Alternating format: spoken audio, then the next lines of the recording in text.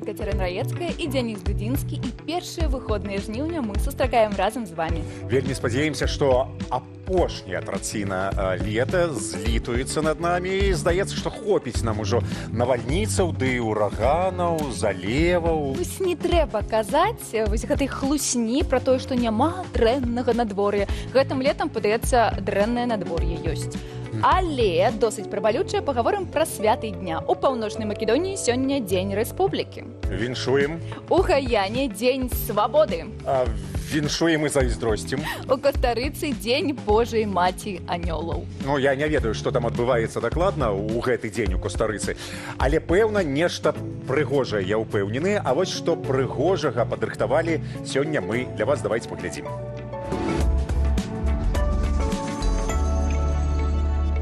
Як знайсці працу мары, спытаем у дасведчаных спецыялістаў.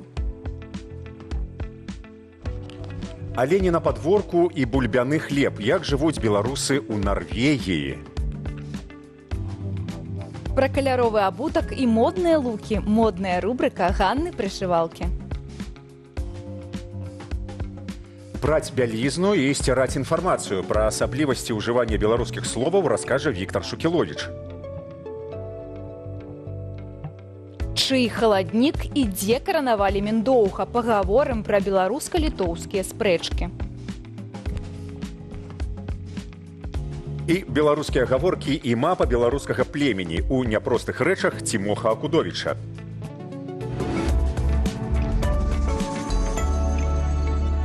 Ну і паводле традыцыі наша пытанне. Як пачынаем мы сёння з тэмы працы, то давайте пра гэта і пытаць. Якая вашая праца мары? Дзе і кім вы хацелі працаваць? Ці ў дзяцінстве, ці зараз? А мо вы той самы шчаслівы чалавек, які ўжо мае ідэальную працу? Мо касманаўтам я хацеў заўсёды. Касманаўтам. Не выйшла, так не выйшла. Карацей, пішыце ў каментарах да гэтай трансляцыі, пра што вы марыце, да якой працы імкнецеся, аб чым марылі ў дзяцінстве, ці ўвогуле верыце, што ідэальная праца існуе, і цяпер у вас ёсць магчымасць параўнаць, пра што вы марыце і што прапануе беларускі рынак працы.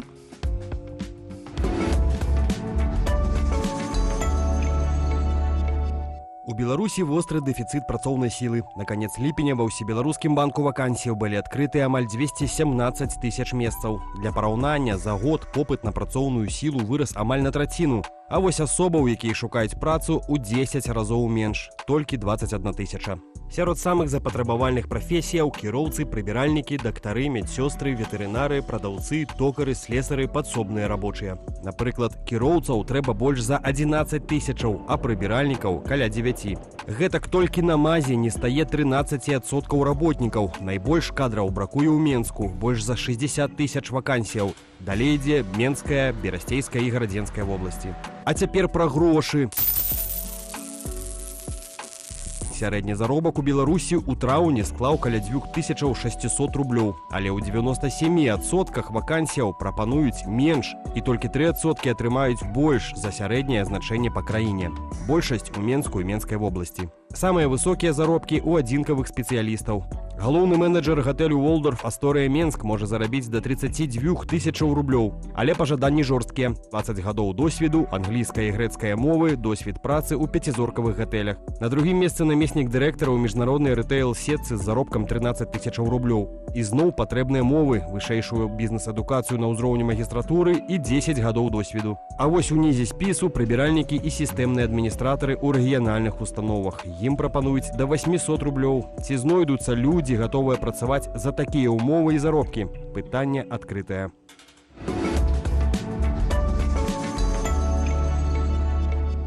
Вось выглядае быццам працы ў Беларусі шмат, але нешта не спяшаюцца людзі разбіраць гэтыя вакансіі. Здаецца, шукаюць нечага іншага. Насамрэч, імкнуцца да лепшага, у гэтым няма нічога дрэннага. І вось, што рабіць, каб гэтае лепшае атрымаць? Як трапіць на сумов'е ў кампанію, дзе ты марш працаваць? Каб пра гэта пагаварыць, мы запрасілі нашу першую госцю. Сустракайце Тацьяну Дзямчук, экс-HR бізнес-партнер, кар'ерная кансультантка і гештальт-тэрапеўтка. Вось як яно. Вітаем. Тацьяна, добрай раніцы. Па-першае, вось што такое HR бізнес-партнер? Human resources partner. Ну, О, ведаеце, вау! вот это вот так вот трэба з прыдыханнем, калі казаць. Ну, насамрэч, бізнес-партнеры — гэта людзі, якія дапамагаюць бізнесу у тым, як ладзіць камунікацыю паміж людзьмі і бізнесам непасрэдна. Таму мы фактычна з'яўляемся партнерамі бізнеса, яшчэ там бываюць people-партнеры, то залежыць, ну, ўжо менавіта ад кампаніі. HR гэта Human resources — спецыяліст па працы з персаналам. пошук персаналу. Фактычна так, калі так больш так спрошчана казаць. А дзе тады сучаснаму чалавеку шукаць працу, калі ёсць вось гэтыя human рэсурсы і спецыялісты там на сайтах, у соцсетках, я зараз бачу рэзюмэ апынулася нечае. Дзе шукаць, як шукаць? Рынок 2025 — гэта не рынок 2019. І я это заўсёды кажу, асабліва калі чалавек, напрыклад, працаваў у Беларусі доўгі час, потым там эміграцыя ці там не эміграцыя, і там што 2024, што 2025, і на сённяшні дзень рынок працы трошкі змяніўся. Калі раней гэта быў больш рынок працы кандыдатаў, то сёння гэта працадаўцаў. І таму нам сапраўды трэба разглядаць розныя стратэгіі, розныя, дзе мы будзем шукаць. І каб гэта была не адна крыніца, напрыклад, там Работа.бай ці LinkedIn. І на сённяшні дзень самая эфектыўная крыніца пошуку працы на сапраўды гэта нетворкінг. Таму што нам сапраўды, па-першае, трэба пашукаць працу праз рэкамендацыі. Па дадзеных LinkedIn 40% вакансій не з'яўляецца ў інтэрнэце. Яны закрываюцца менавіта праз рэферальныя праграмы. І гэта датычна розных сфераў. І што я кажу, калі я кажу пра нетворкінг, мне звычайна там кажуць: мне нікога няма, там я не ведаю, мне нікога няма ў гэтай сферы, але ў кожнага з нас ёсць сябры, у кожнага з нас ёсць калегі, муж'я, жоны, сябры, і гэта і ёсць наша першае атачэнне. Гэта тое самае сарафаннае радыё. Так, мы вяртаемся до таго, да, то бок мы праз сарафаннае радыё цяпер шукаем не толькі, не ведаю, там спецыялістаў, whatever, да, там парикмахераў, але мы шукаем і працу таксама. Таму і першая парада, якую магу даць, што ўсе ў вашым атачэнні павінны ведаць, што вы шукаеце працу і якую працу вы шукаеце. Для таго, каб я, напрыклад, сказала, што вось я ведаю, што там Кацярына, каго лепш? Кацярына ці Дзяніс? На Дзянісі, усе практыкаванні на Дзянісі у нас. А Дзяніс шукае працу, і хтосьці тако, нам якраз трэба, ну, спецыяліст ці спецыяліст. Прыгожы чалавек. Слухайце, ну гэта цікава. Я вось ніколі не шукаў працу. Вось так, Шчаслівы чалавек. Каб гэта было распаўсюджана ў сеціве, напрыклад, там LinkedIn, меня наогул няма ў LinkedIn. Ведаеш, што такое LinkedIn? Так, я там ёсць. Ёсць. Ну, уявім, што мы знайшлі вакансію. Так. Уявім. І трапілі на сумоўе. На што звяртаюць увагу у першую чаргу HR-ы? Ну, ўсё. Калі вось прыйшоў чалавек, ён не спазніўся. У яго было рэзюмэ. Ён выглядае прыемна. То бок гэта мы ўжо прайшлі гэты этап, так? Пакідаем за... Далей, вот на што HR увагу з'яўляе? Якія паводзіны, фразы? Я зразумела. Мне падаецца, што калі мы шукаем працу, мы павінны больш рэгуляваць ту зону кантролю, якую мы маем. Мы ніколі не ведаем, як на нас будзе рэагаваць іншы чалавек. І таму я прапанавала б тут трошкі з іншага боку падыходзіць і рабіць тое, што насамрэч не ўсе робяць, гэта рыхтавацца. Вот зараз будуць такія спасіба парады, таму што падрыхтоўка сапраўды гэта, ну, там няхай будзе 90% поспеху. Таму што калі мы будзем думаць пра тое, што пра нас падумаюць, як это так сесці, каб там HR на нас так з таго боку паглядзеў, ну, сапраўды мы будзем фокусавацца не на тым. А калі казаць, на чым фокусавацца, то ёсць такое, я кажу такое правіла, да, такое 3П. Першае — гэта падтрымка, план і падрыхтоўка. Гэта тое, што павінна быць у працэсе пошуку працы. Магу тут трошкі падрабязней, да? І, дарэчы, моя калежанка, калі я на LinkedIn такі допіс зрабіла пра гэтыя 3П, яна сказала, ёсць 4-е П — гэта пауза. Перад тым, як шукаць працу, зрабіце вдох-выдох. Ну, таму што я часта заўважаю, асабліва калі гэта, ну, бо пошук працы — гэта сітуацыя небяспечная дастаткова, асабліва калі, напрыклад, працы няма. Але вдох-выдох нікога, ну, как это, гаршэй нікому не рабіў. І мы спачатку робім вдох-выдох, бяром сабе такую перэрву на колькі... мы ўжо пачынаем, так? Разглядаем, да, то бок ставім мэту, ну, мы тут не будзем сюды заходить про тое, што, давайте так, да, што мы уже ведаем, што мы шукаем. Падтрымка. На сённяшні дзень пошук працы — гэта досыць доўгатэрміновы працэс. І калі у вас не так, то я вельмі радая, але насамрэч зараз пошук працы, напрыклад, у Еўропе гэта там 4-6 месяцаў. Пошук працы ў Беларусі это таксама да 3 месяцаў можа быць. Калі мы кажам пра Штаты, Канаду, то да года. І вось гэты працэс без падтрымкі вытрымаць вельмі цяжка. Калі я кажу пра падтрымку, то мы тут кажам не толькі пра людзей ці кансультантаў, хаця гэта вельмі важна. Мы пачынаем з увогуле ўсіх рэсурсаў падтрымкі, якія ў нас ёсць. На што мы можам абапірацца? Першае гэта на сваё цела, на свае ногі. І як бы гэта проста не гучала, але першае, што трэба ў працэсе пошуку працы, гэта нейкую руціну зрабіць, таму што это full-time job, пошук працы. І мы павінны дбаць пра сваё цела, дбаць пра свой псіхічны, эмацыйны стан, да? Другое, гэта сапраўды... Яшчэ раз, пошук працы – гэта ўжо праца. Так. Канешне, калі ты глядзіш усе гэтыя вакансіі, калі ты рэзюмэ неяк перарабляеш пад некаторыя асаблівасці кампаніі. Ты ж бачыў, як я сумоўю прыхажу, калі онлайн... Сапраўды, адзін водгук, ну, такі сапраўдны харошы водгук на вакансію, як Кацярына заўважыла, сапраўды нам трэба прагледзець вакансію, прааналізаваць яе, адаптаваць сваё рэзюмэ, напісаць суправаджальны ліст. І, па сутнасці, адзін водгук на вакансію – гэта мінімум 30 хвілін. І калі мы робім такіх водгукаў не адзін, а я раю рабіць не адзін водгук, калі мы займаемся такім доўгатэрміновым, ну, калі мы займаемся, в прынцыпе, пошукам працы, то, ну, сапраўды, это full-time job. І, дарэчы, у 60-х ці 50-х в Штатах нават пачалі рабіць, і зараз гэта... Я не заўважала такой прям папулярнасці, але мне падаецца класная ідэя, рабілі такія джоб-клабы, людзі проста прыходзілі і разам шукалі працу, сидзелі з 8 до 5, і ну, адзін аднаго падтрымліваць. Мне падаецца, это вельмі класная ідэя, таму таксама парада, калі не шукайце у самоце, і калі у вас ёсць хтосьці, з кім гэты працэс можна раздзяліць, таму што гэта працэс уразлівы, гэта працэс павязаны з нашай самаадзнакай, бо нас заўсёды ацэньваюць. І таму, калі хтосьці будзе сядзець з такімі ж праблемамі, напрыклад, ну, проста будзе прасцей, гэта таксама будзе з'яўляцца той самай падтрымкай, якая неабходна. Ну так, гэта натхняльна, калі пішуць, напрыклад, у сетках мне 10, там, 20 разоў ўжо адмовілі, і вось цяпер я ўжо працую на гэта. Гэта натхняльная гісторыя. Добра, вось калі прайшлі вось гэтыя... Ну, вось вас ужо на сумоўе запрасілі. Вось што тады? Вось мы сядзім з вамі в офісе, і што не трэба рабіць? Или што трэба рабіць? Давайте так. Мне вельмі хочацца з таго, што трэба. Самае першае, каля вас павінна стаяць вада і быць паветра. Таму што калі у вас не будзе вады, паветра, па-першае, то ваше ўзбуджанне, ператворыцца ў трывогу. І першае, каб сябе заспакоіць, ну, больше все ж таки хвалююцца перад тым, каб пачаць неяк сесці. Таксама ще зараз сижу, я таму попросила вады. Паветра тут, дзякуй Богу, дастаткова, таму я магу неяк так размаўляць. І атрымліваецца, да, вы сядзіце, у вас павінны ногі быць там, да, на падлозе, не дзесьці там пад сабой. Ваше цела павінна зразумець, што ўсё нармальна. Кісларода дастаткова, вады у нас дастаткова. І, дарэчы, з вадой такі момант, што, напрыклад, калі вам задаюць пытанне, вы не ведаеце, што сказаць, вы бераце. Ніхто не памёр, пакуль я гэта зрабіла, але я падумала, ўжо пра што я буду адпавядаць. Я зразумела, чаго рабіла Канапацкая так заўсёды на дэбатах.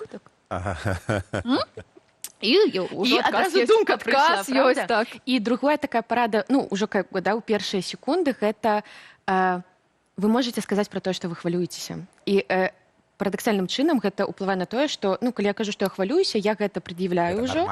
Это нармальна. І побач з вамі, насупраць вас, таксама людзі, которые ведаюць, што такое перамовы, што такое там, да, суразмовы, і хутчэй за ўсё у вас ужо з'явіцца вот эта small-talk беседа, і, ну, у вас уже пойдзе размова. А HR не спрабуюць наўмысна паставіць суразмоўцу ў непрыемныя абставіны, каб паглядзець, як ён будзе выкручвацца з гэтага? Ведаеце, дарэчы, хорошая практыка насамрэч так не рабіць, бо людзі ў стрэсавых сітуацыях... Я зараз не кажу пра суразмовы, напрыклад, на нейкія пазіцыі, звязаныя з... бяспекай, аховай, фінансамі. Так. Ну, фінансы, вот, атрымліваецца, ну, напрыклад, калі гэта нейкія органы будуць, то там, хутчэй, я не ведаю, як там суразмовіць, буду шчырая, вот, і дзякуй Богу. Ну, напрыклад, вось калі там да жанчынаў ёсць пытанне заўсёды пра, вось, у кар'еры былі перапынкі, да мужчынаў пра чаму, вось, калі бываюць звальненні. Ці я, вось, тое, што я не люблю, калі мне... Якія у вас самыя слабыя бакі? Я так, ну, я разумею, але вам Як гэта адказваць не на гэта спадабаецца, ўсё? гэты Ну, від? ёсць няма дрэнных пытанняў, ёсць пытанні неэтычныя, а ёсць пытанні непадрыхтаваныя з вашага боку. Калі мы кажам пра неэтычнае пытанне, ну тут все, што датычыцца там да рэлігіі для жанчын цяжарнасці, ну как бы ёсць вот этот вот спіс, в принципе, который как бы при пэўнай размове, при перамовах, суразмовы это таксама перамовы, гэта ну не вельмі добра, да, то бок это мы как бы да неэтычныя мы не будзем тут разбіраць. А калі мы кажам пра пытанні, да якіх трэба рыхтавацца, сапраўды гэта вот эти career break, гэта пытанні, чаму вы звольніліся з папярэдняга месца працы, у вас просто павінны быць падрыхтаваныя адказы. Ну, гэта база, мне падаецца, гэта база. Так, перапынкі ў кар'еры гэта нармальна. І казаць пра тое, што, дарэчы, калі мы кажам пра еўрапейскае асяроддзе, то нават казаць пра тое, што там у меня было прафесійнае выпаленне. Але вы Можна пра гэта можаце казаць, толькі важна не дадаваць рызыкаў працадаўцу. Ну, то бок не трэба казаць, што там вот у меня было выпаленне, Я психічна неустойлівы. Так, О, гэта мае адказы. Я психічна неустойлівы. На гэтым мы не спыняемся, нам важна сказаць, як мы з гэтым, што мы з гэтым рабілі і што ў нас ёсць на сённяшні дзень. І калі па сутнасці, калі я чую, што чалавек гэта пераасэнсаваў, неяк адрэфлексаваў, што да, у чалавека, ну, все мы людзі, мы все там, ладно, не ўсе мы схільныя, але, ну, как бы гэта можа здарыцца з кожным з нас. І чалавек кажа пра тое, што але, да, я атрымаў такую-то, такую-то падтрымку, і на сённяшні дзень я ўжо гатовая, і гэта паказвае, дарэчы, вот эту большы ўзровень свядомасці нават, з которым ты прыходзіш на суразмову. Калі вы не ведаеце, як, калі у вас ёсць адчуванне, што ўсё роўна нейкая будзе рызыка, і вы чуеце, што ну неяк я гучу так сабе. Дарэчы, это класная тэма, сябе записываць на відэо, рыхтавацца, слухаць, як вы гучыце, ці даваць камусьці паслухаць. Лепш проста пра гэта не казаць, да, то бок, ну, калі мы ўпэўнена можам штосьці патлумачыць, мы пра гэта кажам, калі не кажам. Да, пытанне пра слабыя бакі, галоўна не казаць, што вы гіперадказны. Вот, таму што мне падаецца, гэта самае частае, вот это я вельмі гіперадказная, это насамрэч не вельмі добра, да, то бок, калі казаць пра давайте, ну, па-першае, мы канцэпт слабыя бакі, мы перадумваем пра то, што гэта зоны развіцця. А вот пра зоны развіцця ўжо трошкі прыемней распавядаць, правда? Ну, тыпу, што я ведаю, што моя зона развіцця, напрыклад, гэта рабіць паўзу, пакуль я размаўляю.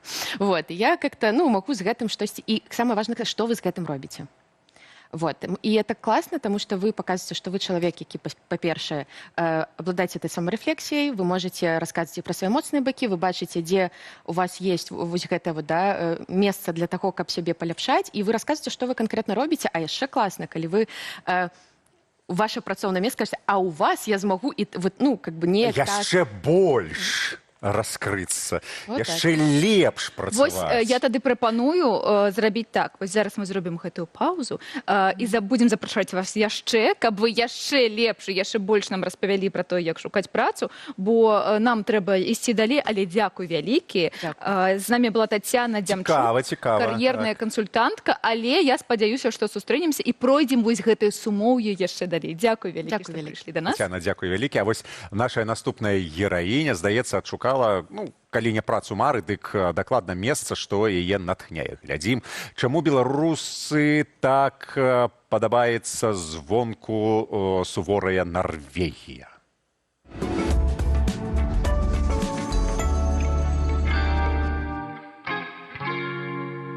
Олени вообще меня задолбали. У нас сегодня, вот мы приехали домой, я там что-то собираю нам какую-то собойку, смотрю, вот прямо на газоне у соседа олень стоит, смотрит на меня. Такое наглое создание средь бела дня в субботу. Там банда из 3 оленей сожрала все тюльпаны. И они, вот эта банда из 3, и мы уже с соседями обсуждаем, что вот они наглые приходят, жирают там все, у кого-то розы съели. То у соседа на клумбе прям вот рядышком. Вот это вот мы стоим, жрем. Ну, сейчас уже не только тюльпаны есть, но тюльпаны все, мертвы. Однажды, это был, наверное, может, февраль, мы ложимся спать, и мы слышим что-то такой грохот. А это просто олень на тонком образовавшемся льду на террасе подскользнулся. Ну, вот так мы и живем. В 10 вечера валяется олень. Всем привет, я Настя Рубашевская, и я 15 лет живу в Норвегии, которую очень люблю. Так, что я достала? 2 вида хлеба. Это картофельные блины. Это любимые хлеб моих детей, они берут это в школу с каким-нибудь помазкой наверх. Помазки есть разные. Самые популярные я взяла сегодня. Это паштет и рыба в томате на хлебе. Это самое, считается, в норвежской культуре это называется самая полезная еда. И это то, что едят норвежцы, дети, каждый день в школе и почти каждый день в течение своей всей жизни, потому что у нас на работе очень неплохая столовая, там всегда есть горячая какая-то еда, но несмотря на то, что будет какой-нибудь красивый говяжий суп, наваристый, с бульоном, они предпочтут бутерброд с чем-то таким, и они предпочтут бутерброд, потому что я говорю, почему ты не ешь горячую еду? О нет, горячая еда это для ужина. 2 раза в день есть что-то горячее, это не очень хорошо для желудка. Нужно есть бутерброд. И, в общем-то, если мы посмотрим статистику заболеваний желудочно-кишечного тракта даже, то нельзя сказать, что они болеют больше, чем мы, выращенные на супах. Сыр в тюбике – это тоже самая популярная в Норвегии намазка такая на хлеб. Они будут запрещены с 2030 года. Сейчас нас, наверное... мы следующие, народ. Я не знаю, с чем они пришли таким вкусным. Но в Норвегии чайки под охраной. То есть недавно вот в газете писали, на стройке чайка снесла яйцо, и там огородили все, там попросили перенести работы шумные подальше, чтобы она могла высидеть своего этого птенца. Вельмі арганічна выглядае беларускай сярод чаек, гор, побач з халодным морам. Не дарма кажуць, што ў беларусах ёсць нешта ад скандынаваў. Што? Усё. Усё. Вельмі раю паглядзець, дарэчы, гэты выпуск праграмы ВНЖ цалкам на YouTube-канале Белсат Лайф. А мы працягваем размаўляць пра стылёвыя рэчы з Ганнай Прышывалкай. Якая ты стылё, як мне гэты стыль падабаецца. Ну, прафесіянальная, Так, мабыць, штосьці прафесіянальнае. Я прапаную сёння сябры пагутарыць пра абутак. Мы яшчэ аб гэтым не гаварылі, і асабліва пра каляровы абутак, бо гэта вельмі файны такі вясёленькі тренд, асабліва на летні час, у нас яшчэ лета. Але менавіта з гэтым элементам гардэробу вельмі нярэдка бываюць пытанні. Чаму? Таму што, па-першае, трэба заўважыць, што сёння тэндэнцыі і адносіны да таго, як ужываць каляровы абутак, дастаткова моцна змяніліся. Бо яшчэ нейкі пэўны час таму было меркаванне, што колер абутку павінен супадаць, напрыклад, з колерам торбы. Памятаеце? Так. І пояс. Так, і можа быць паска таксама. Але сёння гэта наогул не абавязкова. Нават наадварот, я б сказала, што калі яны адрозніваюцца, то гэта больш цікава атрымоўваецца. Але, само сабой, яны павінны гарманічна сумяшчацца. Адрозніванне. Так. Яшчэ было меркаванне, што, напрыклад, у адным вобразе не трэба, каб спалучалась больш за 3 колеры. Тоже сёння гэта не абавязковае правіла, але трэба памятаваць, што колеры ўсё ж такі паміж сабой павінны гарманічна спалучацца. І вось раней, калі ў нас быў нейкі каляровы вобраз, то мы спрабавалі падабраць абутак, патрапіць у колер, так, сапраўды, там, напрыклад, чырвоная сукенка, і мы шукалі чырвоныя там туфелькі. Зараз гэта таксама не абавязкова, і сапраўды, калі мы падбіраем колеры больш гарманічна, але не пытаючыся вось трапіць колер у колер, то атрымоўваюцца больш разнапланавыя, больш цікавыя вобразы з такой рызыначкай.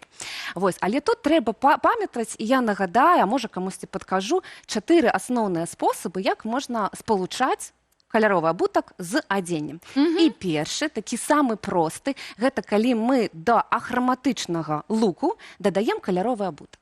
Ахраматычныя колеры – гэта колеры чорны, белы і шэры. І лічыцца, што з такімі колерамі лепш за ўсё усе колеры астатнія спалучаюцца. І сапраўды такія лукі адразу становяцца такімі сучаснымі, цікавымі, і можна не халявацца. Гэта можа быць чорны вобраз, але, напрыклад, зялёны ці чырвоны, ось як тут мы бачым, абутак.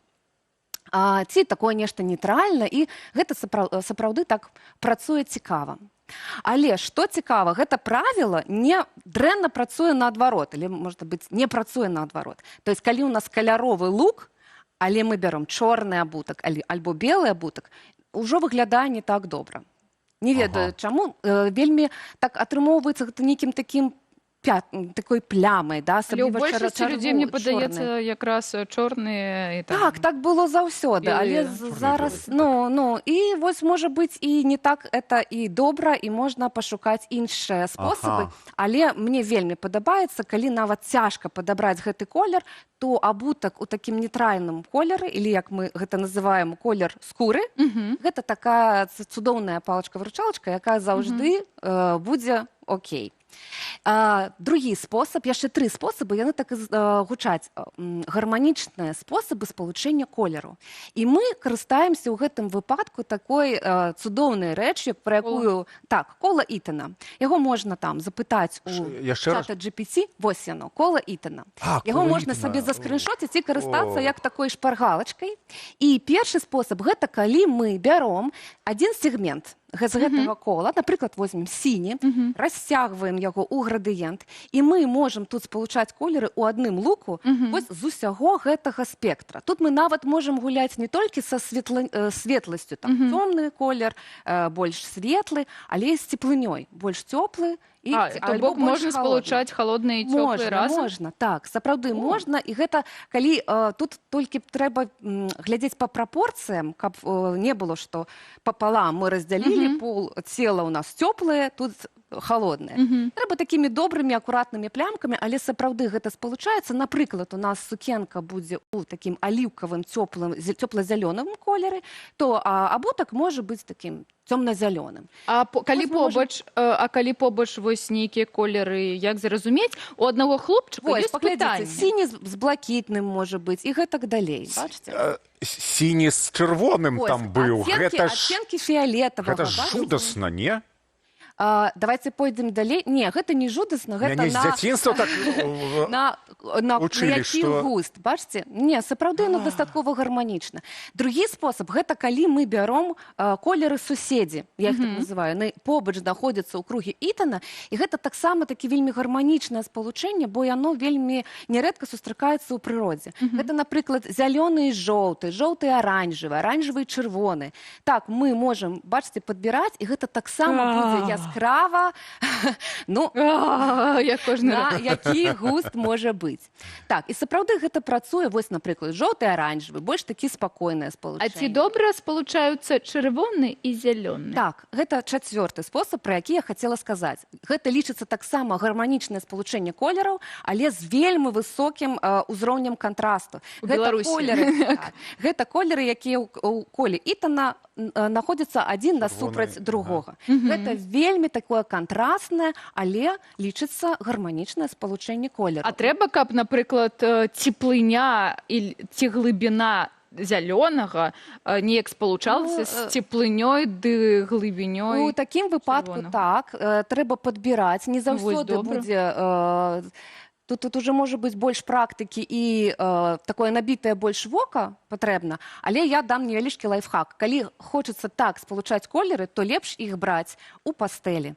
То есть трошки больш разбеленыя, нечыстыя, ненасычаныя колеры, і ў такім выпадку не будзе праблемаў у іх спалучэнні. Нічога не разумею, аб чым Ён нічога не зразумеў, але дзякуй вялікі, гэта было цудоўна, цудоўна. Што дастаў з шафы, то і надзеў. Твои вось гэтыя... Якія... А леапардзік! А леапардзік, Ганна, калі ласачка, скажы мне, што леапардзік? Гэта спалучэнне блізкіх па колерам. Блізкіх адзін Гэта да вельмі аднаго. стыльна. Гэта very fashionable Пра гэта ўсё ўжо today. па-за кадрам. Па-за кадрам. Гэта была Ганна Прышывалка, наша ганаровая стылістка. Ну, а мы ідзем далей. Гэта добра выглядае, але мода прыходзіць і адходзіць, а некаторыя рэчы застаюцца. Напрыклад, мова на нова Віктара Шакіловіча.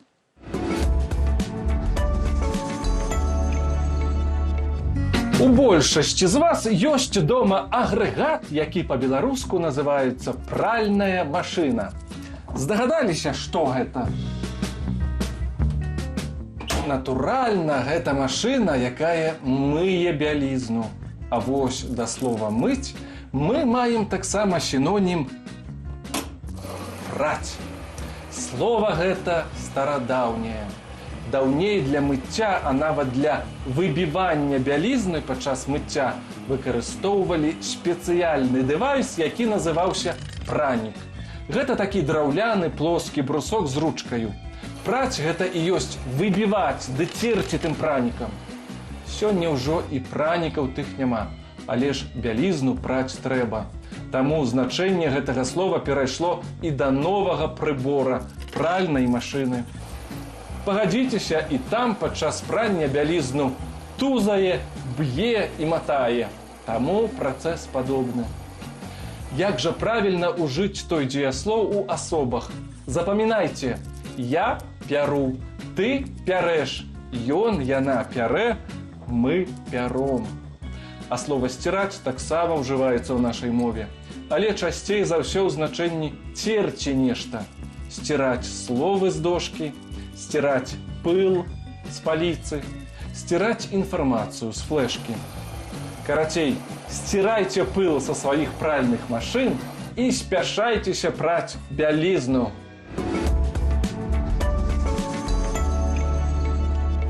Вы глядите раніцу з Белсатом, у студыі Катерина Равецкая, Дзяніс Дзядзінскі, і наш наступны госць адмыслова для нас прыехаў з Літвы.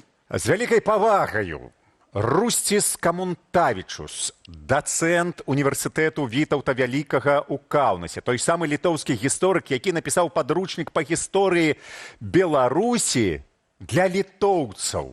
Уяўляеце? Вітаем, вітаем. Добрый день. Ну, па-першае, навошта вось літоўцам падручнік па гісторыі Беларусі? Да это даже не подручник, но это не учебник, да, извините, я тут по-русски буду говорить.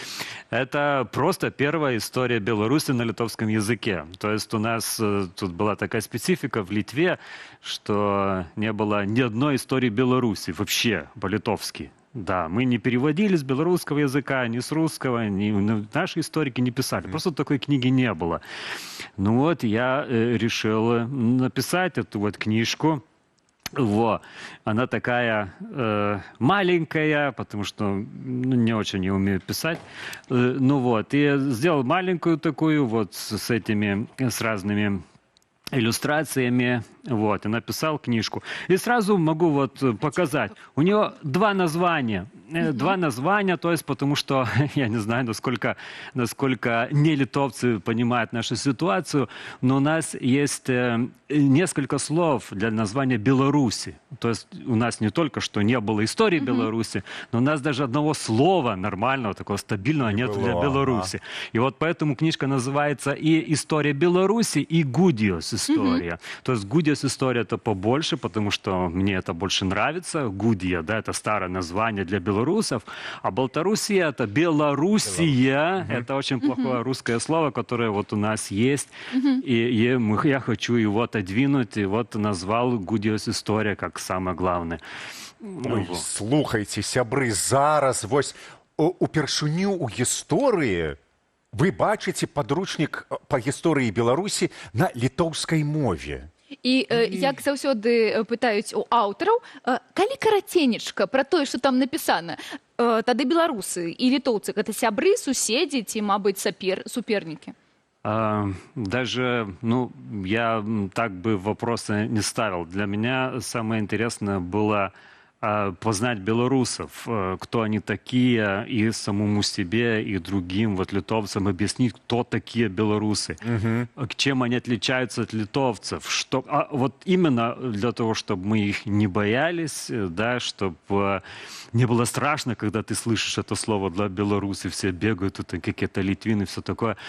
Вот, и я там пробую объяснить, как мы видим наше прошлое, и как белорусы видят то же самое прошлое, наше общее прошлое, да, потому что Белоруссия самая близкая страна для литовцев, близкая нация. У нас же границы не было 13 века, граница появилась только, ну, вот сейчас, в 20 веке, и межвоенный период, и уже после 90-го года. Вот, и то есть они самые близкие. Если мы внимательно смотрим на белорусов, мы можем видеть сами себя, даже такая метафора зеркала, да. И вот тут я пробую объяснить, вот как мы аргументируем, что вот, например, Великое княжество это литовское, что там все литовцы все делали, что белорусы там ничего не имели никакого значения. И как белорусы видят то же самое прошлое, да, и вот какие аргументы у них есть, как они это интерпретируют. А вось у чым менавіта вось гэтае адрозненне беларускага і літоўскага ўспрымання вялікага княства літоўскага? У чым мы разыходзімся? Да, вот, но, может, с литовцев могу начинать, да, потому что это самое простое, это мы учимся в школах.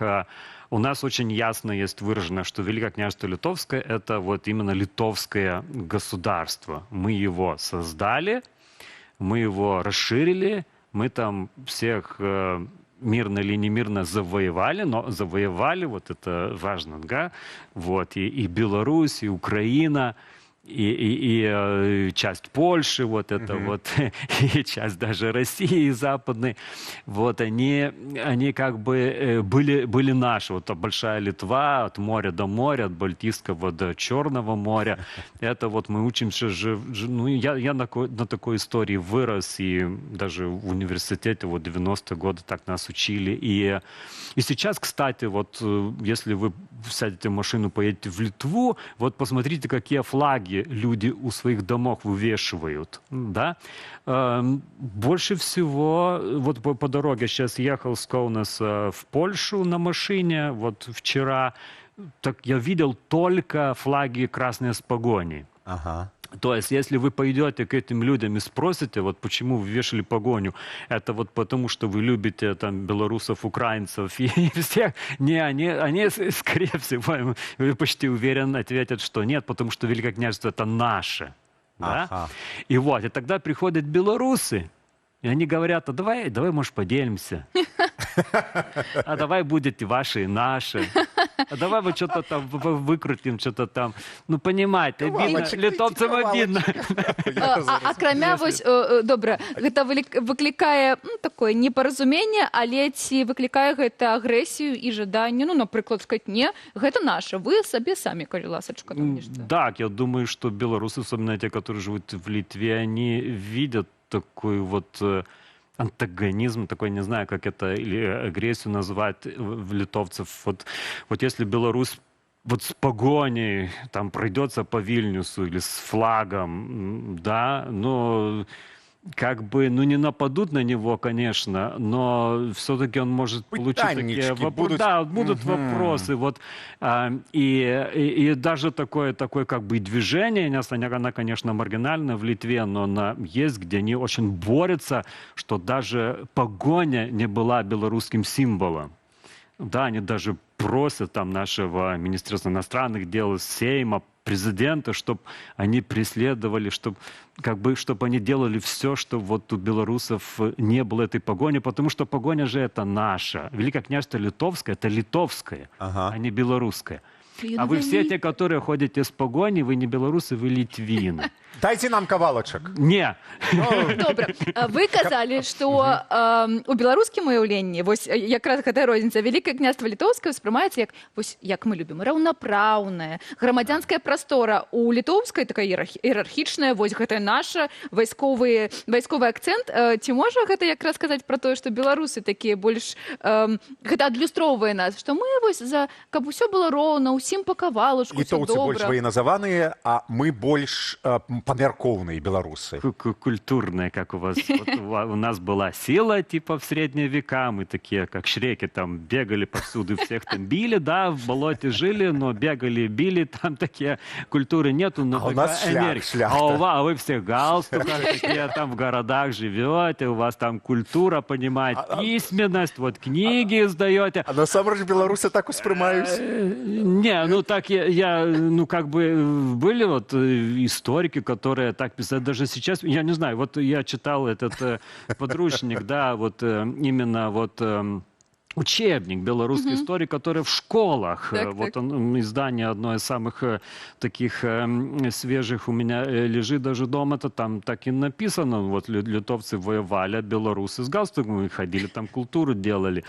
Вот, и ну, есть такое, вот, что литовцы более энергичные, а белорусы более спокойные. Литовские более дикие, белорусы более культурные, да. Гэта у гісторыі, якая напісана. А вось калі глядзець на людзей, так ёсць? Ну, на людей агрессивные. тоже, вот смотрите, ну, белорусы, они поспокойнее такие, вот, тоже, вот сидят красиво, а литовцы вот в джинсах. Я так сама учусь, ведаете? Тут Ну, не знаю, какие-то, это на уровне же стереотипов мы говорим. конечно, конечно. Как есть, точно никто не знает, но что такой стереотип есть, да, что вот одни есть одни, другие есть вот по-другому, вот так есть. Ну, литовцы же развалили Советский Союз. Да, ну, стереотип такой есть, да, с Ландсбергисом. А белорусы вот не могут с Лукашенко. Выйти. Ну, что-то такое, ну, на это уровне стереотипа, конечно, серьезно на это все нельзя смотреть, но разные так, вот. Слухайте, ось у падручнікі некалькі сторонок прысвечаны культурніцкай асвеце, я гляджу, і Фердинанд Рушчыц ёсць, і Міцкевіч, і Шагал з малюнкамі. Ўсё здесь. До речі, нам казали... Так, что? І Я не Кандзінський. разумею, Ротка. Чаму тут Ротка? Там по Стылёвым, там далей Кандзінскі, мне падаецца, што... Не кажите, калі ласка, что Ротка выходит из Беларуси. А, с Беларуси его же... Не Микошев, не, это другая, ну сейчас уже забыл. Почитаешь. Я не разумею. Над рекой Нерис же его дед от Вилли, там такой городок есть. это над открытие. Вильей. И потом они Даугавпилсы, а Даугавпилс это же Восточная Латвия, это же там белорусский говор, там, это же была интегрированная часть Беларуси. Будши будешь разуметь. Нам казали, что вы вывучаете, менавіта вывучаете беларускую гісторыю по беларускім падручнікам. Здаецца, што ў гэтых падручніках часам мяняюцца гістарычныя наратывы, так? Асабліва ў тым, што датычыцца ВКЛ. Што зараз адбываецца ў беларускіх падручніках, калі вы заўважалі? Вось гэты новы, што там пішуць? Дэталёвыя моманты. Вось зараз што там? Ну, это как бы, во-первых, так вся история меняется повсюду. То есть наше прошлое... Все ж таки переписывается история. Ну, это не то, что переписывается. Если мы бы знали, как в прошлом точно было, вот объективно, если мы знали, тогда бы написали одну историю Литвы, например. И она бы так катилась там 100 лет или 200. Но написали бы про 14 век.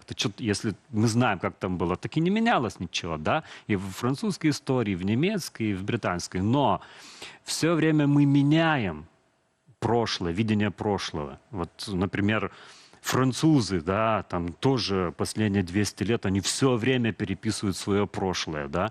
Это пропаганда? Яны ж не перапісваюць яе ўвогуле. Это проблема от этого, что мы объективно не можем сказать, что было в прошлом. И поэтому мы все время адаптируем это прошлое к сегодняшнему дню. И поэтому, да, белорусы тоже переписываются учебники, как и в Литве, как и во Франции, как и в Германии, как и повсюду. Но только, конечно, в Беларуси у вас есть специфика, да, потому что, ну, советский режим, большевик, потом свобода, потом Лукашенко пришел. Лукашенко пару раз еще переписал.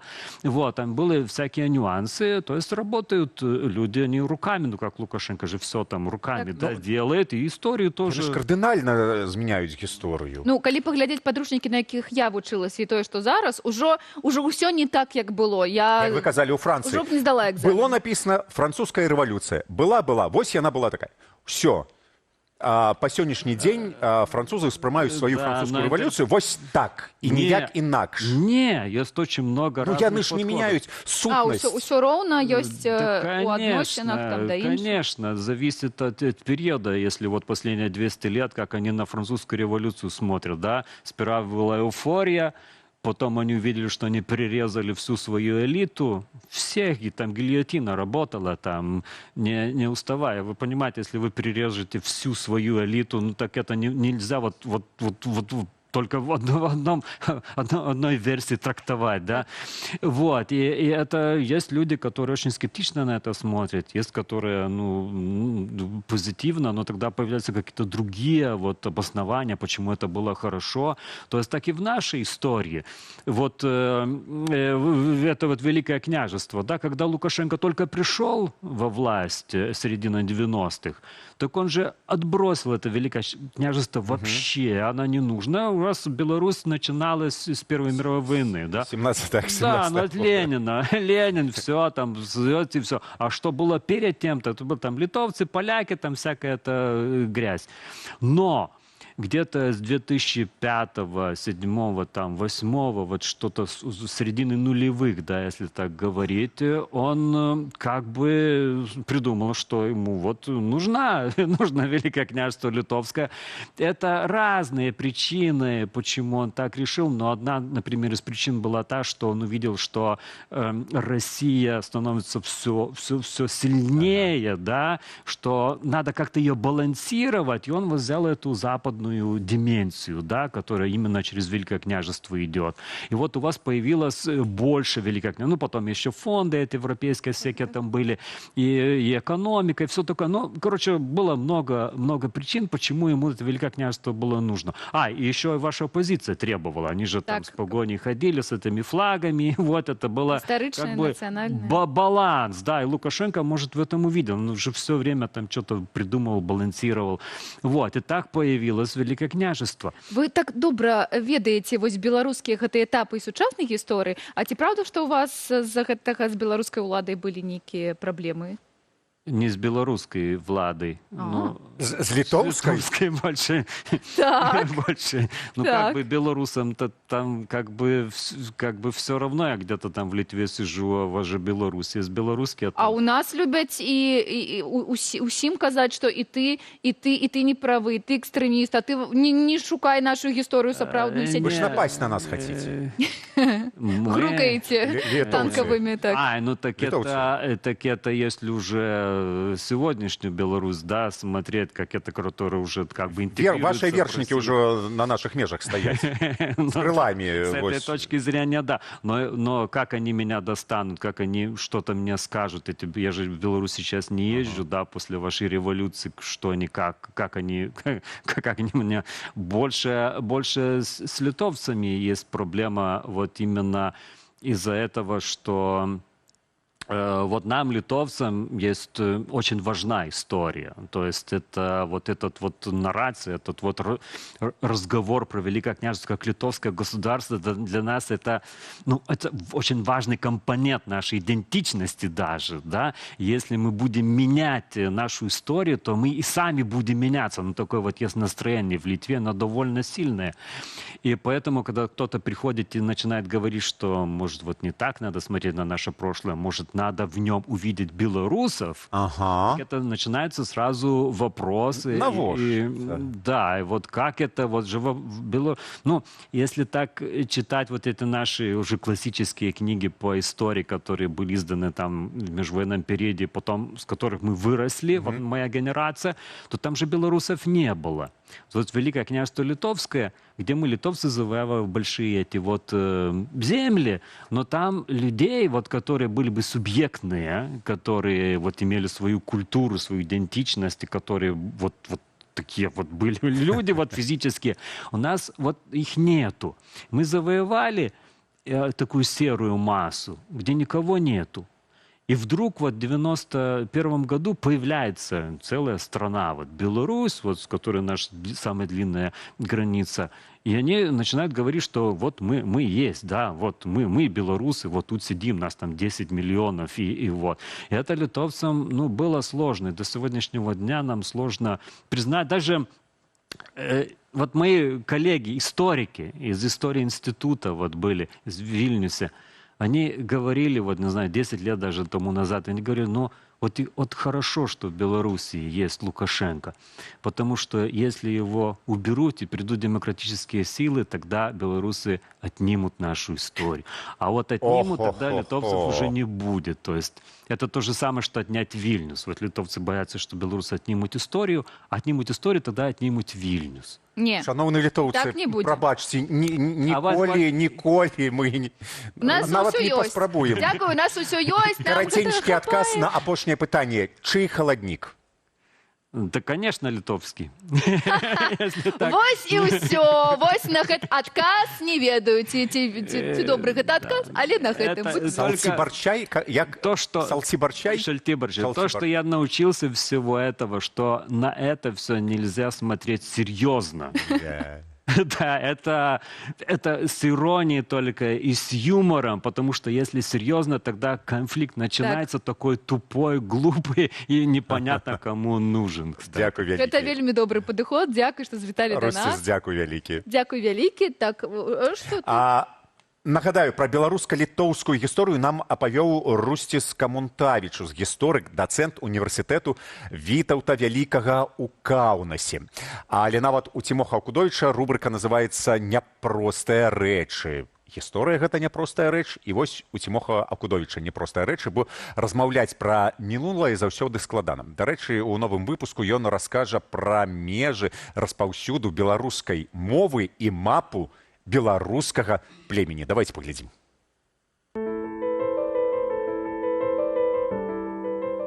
У 1903 годзе дэкан гістарычна-філалагічнага факультэта Варшаўскага універсітэта Яўхім Карскі выдаў вялікую навуковую працу, якая мела назву «Беларусы», том 1. «Введение в изучение языка и народной словесности». У дадатак да гэтай працы ў Варшаве была выдадзена этнаграфічная мапа, якая афіцыйна называлася мапай беларускага племені. Канфарміст з натуры, паспяховы дзяржаўны службовец Яўхім Карскі нават не мог сабе ўявіць, якое значэнне гэта мапа будзе мець для палітычнага развіцця ўсяго рэгіёну. Яўхім Карскі сам быў родам з Беларусі. Ён нарадзіўся пад Горадняй у настаўніцкай праваслаўнай сям'і. Сваю навуковую дзейнасць ён прысвяціў вывучэнню этнаграфіі беларускага народу, яго традыцыяў, фальклору і асабліва мовы. Карскі аб'ездзіў усю Беларусь, запісваючы сялянскія гаворкі і песні, напісаў шэраг артыкулаў і ў выніку надумаў скласці ўсе свае веды на адну мапу. Гэта была адна з першых і дакладна самая грунтоўная праца такога кшталту. Карскі, як навуковец, узяў адзін выміральны маркер – моўныя асаблівасці, характэрныя менавіта для беларускай мовы. І дзякуючы шматлікім экспедыцыям змог намаляваць межы распаўсюду беларускай мовы, а значыцца і беларускага народа. Больш за тое, узяўшы за аснову розніцу ў вымаўленні літары «Р» у розных рэгіёнах Беларусі, ён здолеў раздзяліць беларускія гаворкі на 6 груп. Добра бачна, што яны перасякаюць Беларусь з паўночнага захаду на паўднёвы ўсход. І навуковая праца Карскага, якая была першым томам фундаментальнага даследавання беларусаў, і мапа былі прынятыя навуковай супольнасцю вельмі добра. Прафесар быў прызнаны галоўным спецыялістам у вывучэнні беларускай народнасці ў расійскай імперыі. Сам Карскі ў асобным артыкуле удакладняў, што гэтая мапа грунтуецца толькі на вызначэнні лінгвістычных асаблівасцяў, а таму вобласць, акрэсленая на мапе, належыць хутчэй да беларускіх гаворак, а не да беларускага племені. Але людзі зразумелі гэту мапу зусім па-іншаму. Раскрыўшы выяву, беларусы ўпершыню ўбачылі на мапе сябе, убачылі межы Беларусі, убачылі сваю зямлю. І намаляваў гэтыя межы не проста нейкі фантазёр, а прафесар, вядомы навуковец, чалавек, які праз 2 гады ў 1905 годзе зробіцца рэктарам Варшаўскага універсітэту. Гэтую мапу прызналі навуковыя колы ў Варшаве, Кіеве, Маскве і ў Петербурзе. Пры гэтым 1903 год гэта якраз час, калі ў Петербургскім універсітэце сфармаваўся першы палітычны гурток беларусаў, дзе рэй вялі браты Луцкевіч, Вацлаў Івановскі і Элаіза Пашкевіч. Для іх мапа Карскага сталася нібыта падарункам нябёсаў. Гэта была база, ад якой можна было адштурхоўвацца ў беларускай справе. На доўгім шляху развіцця беларускай нацыі мапа Яўхіма Карскага зрабілася адным з найважнейшых артэфактаў.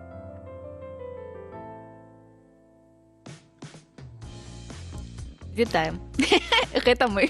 Наш вялікі гістарычны экскурс скончыўся, бо тут з'явіўся хто? Галоўны шукацель, назірацель і чытач і дазнавацель вашых каментароў. Дарэчы, да, толькі ў нашай праграме за каментары могуць толькі падзякаваць, так? Так. Так, адзінае месца в Беларусі. Ну, галоўнае пытанне, якое у нас было сёння? Праца Мары. Праца Мары. Кім вы марылі працаваць у дзяцінстве ці зараз? Так. Марыце вы ўвогуле працаваць? Так, а дзяцінства у якім узросце заканчваецца? 41. Ну, не, пасля 50. Яшчэ пажывем. Вось, у меня... Бог, ты ўжо не дзіця. 1 год таму скончылася дзяцінства. Зразумела. Паехалі па каментарах. Кім хочуць працаваць нашыя чытачы і гледачы. Адразу пачнем з топа, топ-1. Хачу працаваць бургерна-піўным сомелье. Это першы каментар за сёння. Супер. Падтрымліваем чалавечка. Я б хацела працаваць з дзеткамі, але без адміністрацыйнага нагляду і ціску. Ось я, як педагог, падтрымліваю вось гэтага каментатара. І педагог. Конечно. І фотограф, Не. і писатель, Не, письменник. фотограф Зенон Станіславович, Так я пісьменнік. таксама настаўнік. Я ж настаўнік. Замежнай Цісну руку. мовы. Шахтер, Я таксама блізка беларускай. працоўнік на памежнай службы і іншыя. Так, давай далей. Нешта там адбываецца. Калі гэта не адаб'ецца на заробку, зараз з задавальненнем пайшоў б працаваць лесніком. Я думаў пра гэта. Так. Ходзіш, пілуеш дрэвы. Таксама Леснік пілуе дрэва ці назірае за зайчыкамі? назірае за зайчыкамі, пілуе дрэвы, ўсё гэта. Так. Уся Нюхаем. адказнасць за лес. Ён адказны за лес. Слухай, было таксама касманаўтам і лесніком. Таксама У цябе, было. Цюкова. Так, у мяне. Касманаўтам файна. Яшчэ хацеў бы працаваць тэсціроўшчыкам гульняў. Нічога такая праца. Это файная праца, не? Тэсціроўшчык гульняў. Ну, можа... Якіх гульняў, калі... Кампутарных. Кампутарных? Так там, па-першае, нічога не працуе, ўсё завісае, калі ты тэстуеш. Ну і што яшчэ праца мары, падтрымліваю тэставаць розныя гатэлі ды славутасці. Ездзіць па свеце, глядзець прыгажосць. Скажу, Смачна гэта есці? цікава, першы, другі, трэці месяц, а потым гэта вось тут ужо. Не тое, што іншая праца на заводзе. Так, шахтер гэта вельмі... Напрыканцы праграмы мы яшчэ раз сустрэнемся з Андрэем, а зараз музыка. Я хочу... Дэнсінг. А чаму вы ніколі не робіце? Я вось у свае...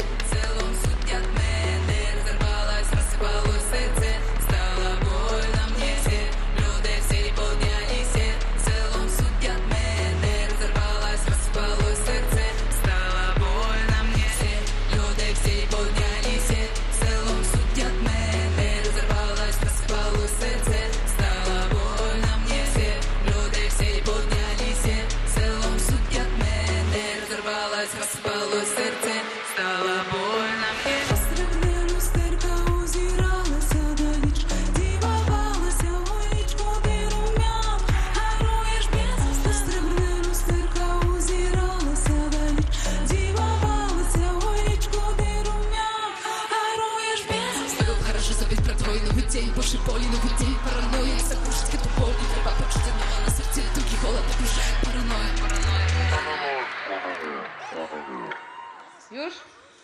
Rozognej te domki, ta moja wina, ja słaba, naiwna, stłumlena, w piecy żyła wyborna.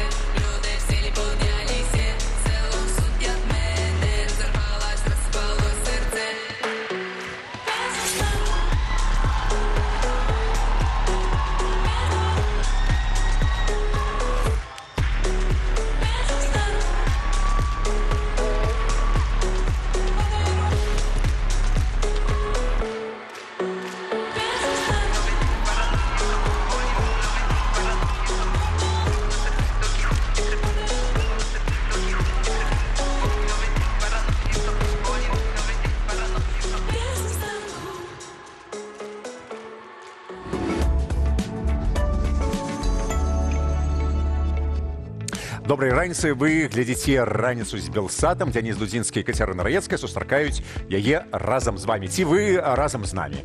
І не проста сустракаюць, а прапануюць шмат цікавага.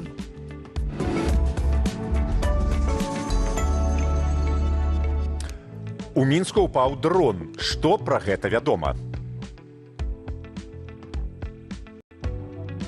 Тэхналогіі, якія паляпшаюць нашае жыццё, пра экалагічныя навінкі раскажа Вольга Старасціна.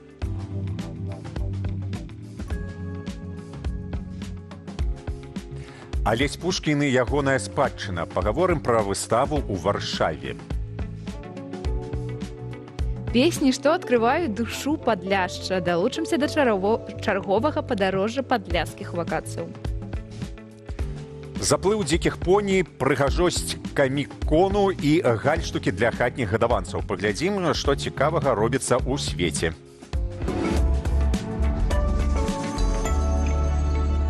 Пачынаем другую гадзіну адразу з гарачых навін. Ну, дарэчы, навіны не тое, каб вельмі свежыя, але трывожныя і цікавыя аднолькава. У Мінску упаў дрон. Паспрабуем зараз сабраць усё, што вядома пра гэта.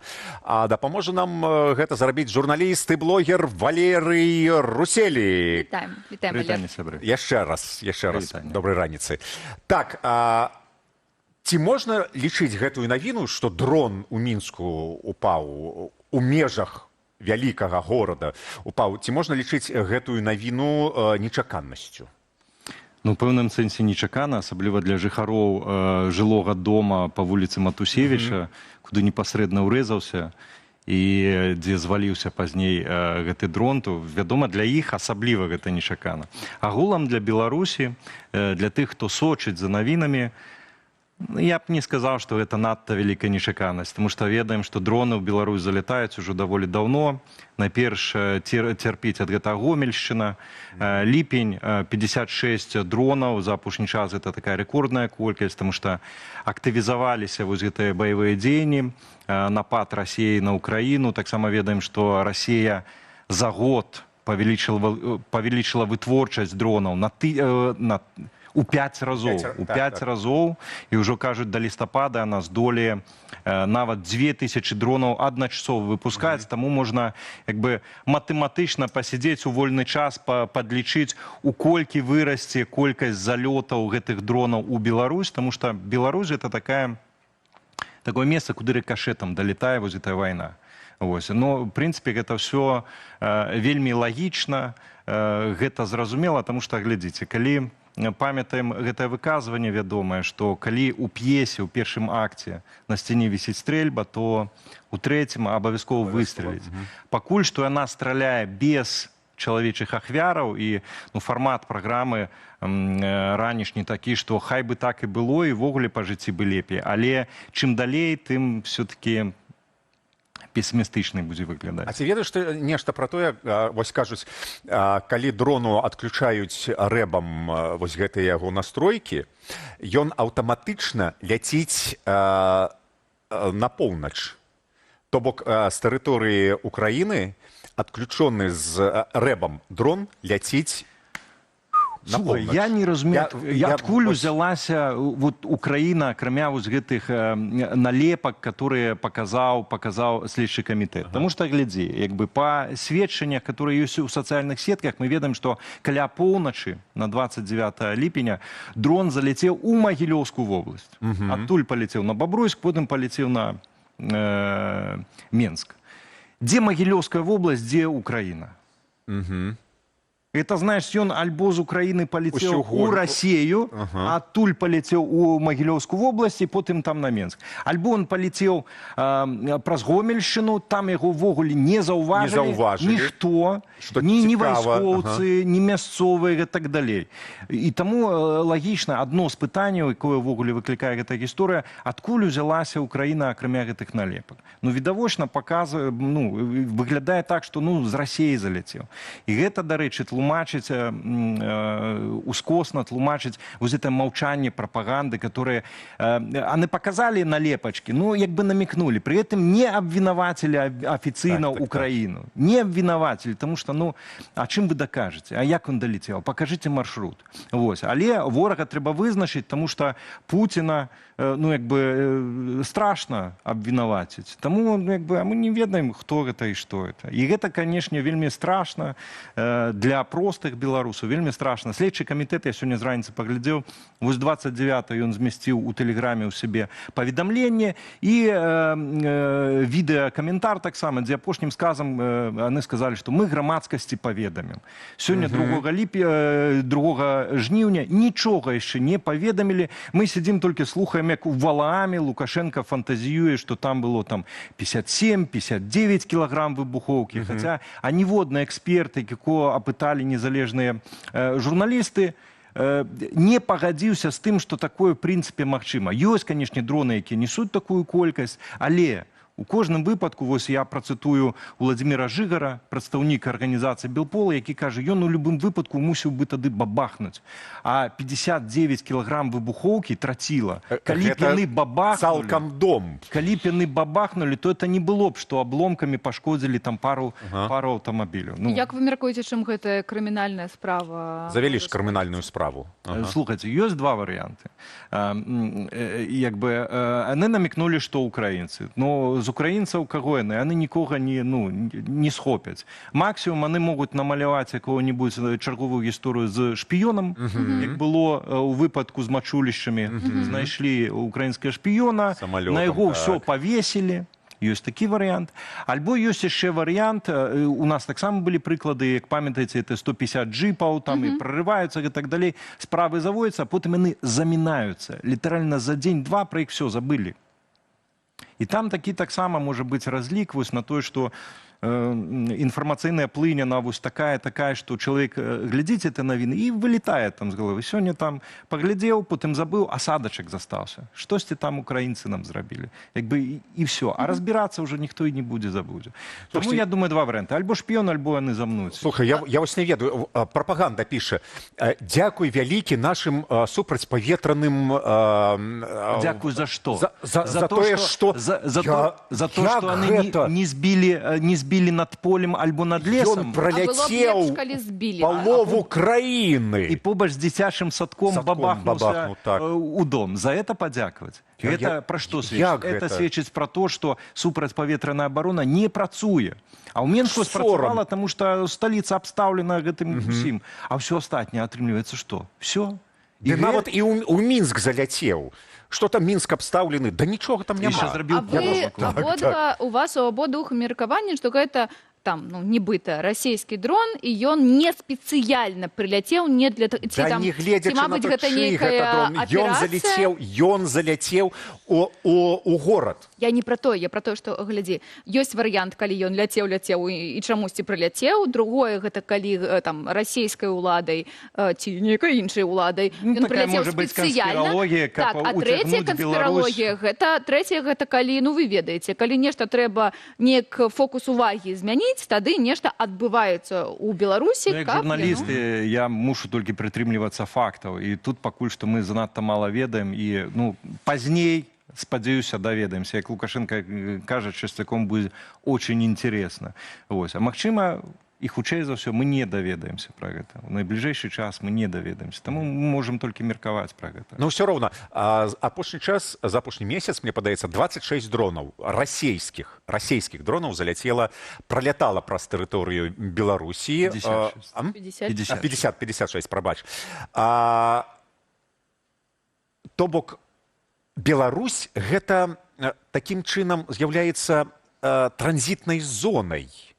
Ці як? Гэта ж не выпадковыя залёты. Не, слухай, транзітная зона была б, калі б яны лецелі, вось як гэты дрон, который залецеў у Літву, і яны бы там што-нибудь бабахалі, рабілі нейкую шкоду, і Беларусь выкарыстоўвалі. Гэта можна было б сказаць, транзітная. То, што папросту ў Беларусь залятаюць, працуе рэп, радыёэлектронная барацьба, сродкі, і яны збіваюцца са свайго шляху. Гэта няўмысныя дроны. Як кажуць, я тут працытую украінскіх экспертаў, якія кажуць, што Беларусь – гэта тэрыторыя рыкашэту.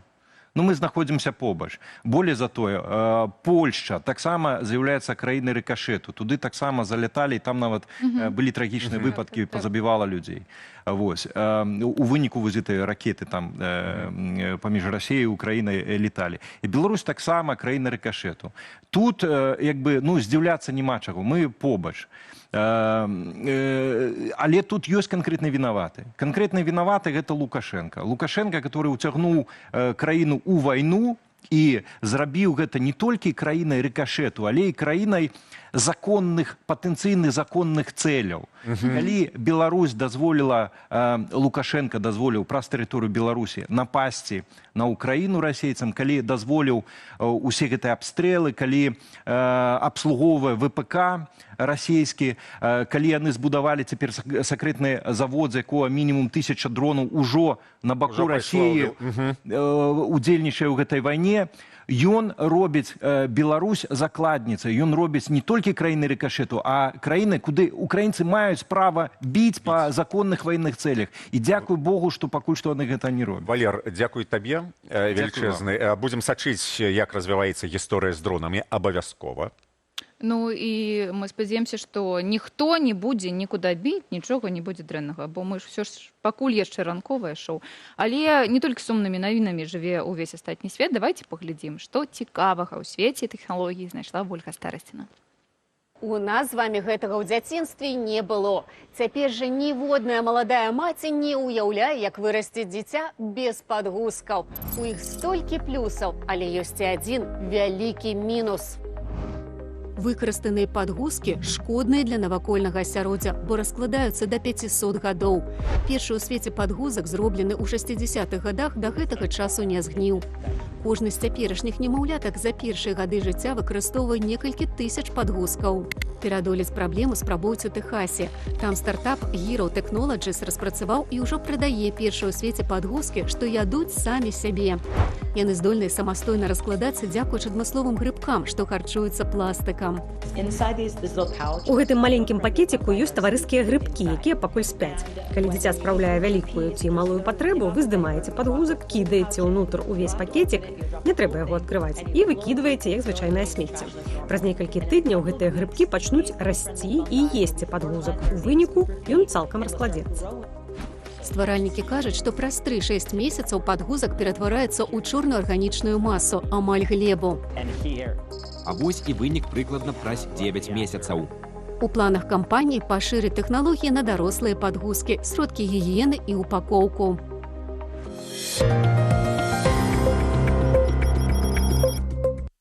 Не толькі навіны з будучыні збіраюць цікавыя відэа. Андрэй увесь тыдзень займаўся гэтым жа самым.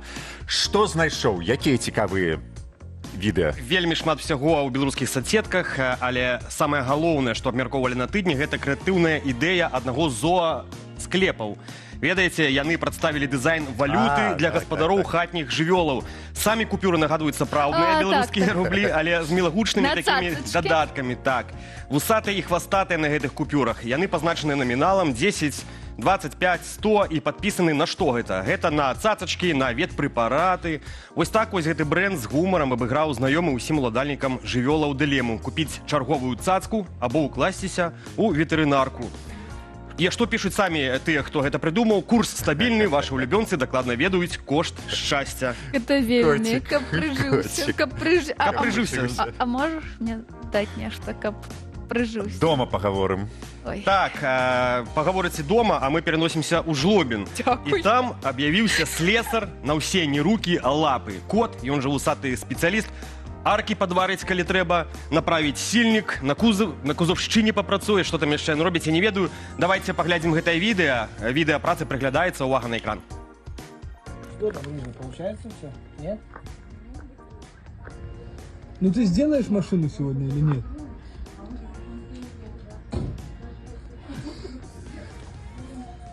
Все, готово, забирать. Вельмі прыемна. Я б здала. Усё, што ёсць, аддала б такому. А я ведаю, што ў цябе няма правоў, і ў цябе таксама. І вы думалі, што нам не трэба машына, а цяпер? А цяпер такія маленькія. Ёсць у меня правы. А ровары ён... Ровары ён можа таксама пачыніць. Так, ну што, едзем далей. Уступная кампанія ўжо амаль прайшла. Учорашнія школьнікі ўжо рыхтуюцца да пачатку новага этапу ў жыцці. Зайздросцім. А пакуль давайте пакажам вам адзін крэатыўны ролік ад студэнтаў Лідскага каледжу. Давайте паглядзім, увага на экран. Дима, ты словишь меня? Да. Не доверяйте никому. Доверяйте свое образование Лидскому колледжу. Гродненский государственный университет имени Янки Купалы. Поступаем. Яны самі прыдумалі гэта? Я не ведаю. Ну, спадзяюся, што так. Это не з рэктарату спусцілі. А давайте... Супер! Ведаеце, які-небудзь... Але зразумела. Не давярайце нікаму, давярайце лідскай адукацыі. Лідскай адукацыі. І кедам. Ну і галоўнае, што цяпер непакоіць беларусаў, гэта надвор'е. І вот мы ад вясны, як пачалі размаўляць пра надвор'е, і так з таго часу ўсё працягваем. Зноў непагадзь прайшлася па краіне ўжо ў чарговы раз. Цягам тыдня, дзе толькі не падтаплівала, дзе не залівала, у тым ліку ў Салігорску, і побач з ім суседні Слуцк таксама заліла. Але прычына высокай вады, якая паднялася, нібыта, што адзін мужчына троху памыліўся, але адразу шчыра ў гэтым прызнаўся ў відэа. Вось хто вінаваты ў залевах у Слуцку, давайте паглядзім. Не забывайте отключать воду при наполнении бассейна.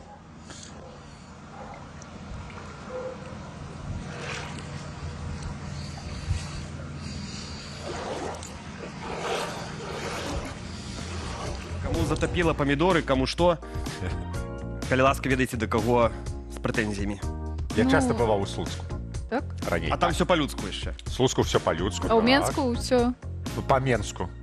У Менску все по-свенску? Як? У Мінску ўсё... А, я У чытала, Мінску все по-свінску. Не трэба. У Менску все по-свенску. Не трэба. Свенскі так гэта казаць. шведскі. Не, але гэтае надвор'е, нешта гэтым летам, ну такое. Ну, яшчэ цэлы месяц наперадзе будзем А ты спадзяешся? То, што больш за 25 градусаў, для мяне гэта ўжо выклік такі суворы. Лепш, калі ўсё плавае, так? Ну, не плаваць, Это потому, не что плавае. нам яшчэ пакуль калені не круце на дождж. А вот пасля... Ой, яшчэ паглядзім. Ой, хлопчыкі. Дзякуй вялікі. Хутка чакаем цябе з каментарамі. Нагадваем пытанне. Якую працу мары вы жадаеце ці жадалі? А як бы ты адказаў на гэтае пытанне? Я пакуль не ведаю, але калі вырасту, абавязкова хацеў бы дзе-нибудь на тэлевізоры распавядаць якія-небудзь навіны. Ну, А твой працадаўца зараз усё гэта чуе. Гэта лепшая праца ў жыцці. Зараз у мяне для вас вось наступны матэрыял. І героі знайшлі працу мары, бо што можа быць лепш, чым вандраваць па Падляшшы? Ты таксама можаш. Эх, нічога. Дожухаваўся. О, прывітанне, чэсць! Добрый день. Чэсць, Кася.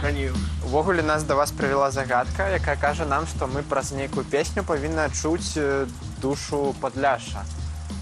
Zajmujemy się trochę śpiewem, więc może będziemy w stanie pomóc. Śpiewamy w Studiu Folkloru Podlaskiej Białorusinów w Żemerwa.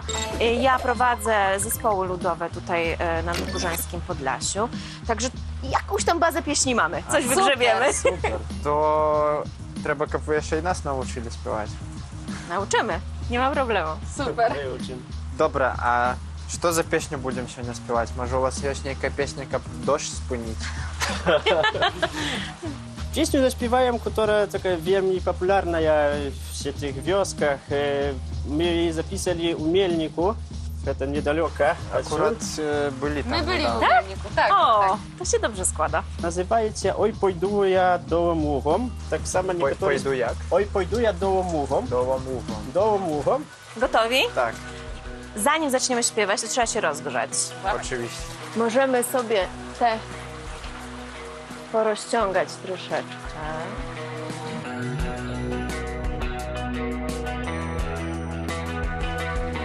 I obudzić całe ciało. No normalnie jak masaż była. Tak, raniej. to taki masaż ciała, bo śpiewamy pieśni tradycyjne, śpiewamy stąd. One nie wychodzą nam stąd. Musimy wszystko uruchomić w naszym ciele, tak, żeby to ruszyło, żeby ten dźwięk nam pięknie wypływał. Zaśpiewamy raz, żebyście usłyszeli. Ją się śpiewa na dwa głosy, jak większość pieśni. Полеський, белорусский, Dokładnie. так само у нас у регионе спевали на два голоса. И мы попробуем на два голоса нормально спевать. Ой, пойду я домогом. Ой, пойду я домогом, чи не оре милий плугом. Я могу выше, ниже, як вам? Jak тебе зручniej? Загадаємо, будемо śpiewać. Занесу я йому. Як тебе выше, ниже? Напевно, ніжej. Ниже. Вона євся і напився. Вона євся і напився, ще й на ролі положився. Ще й на ролі положився.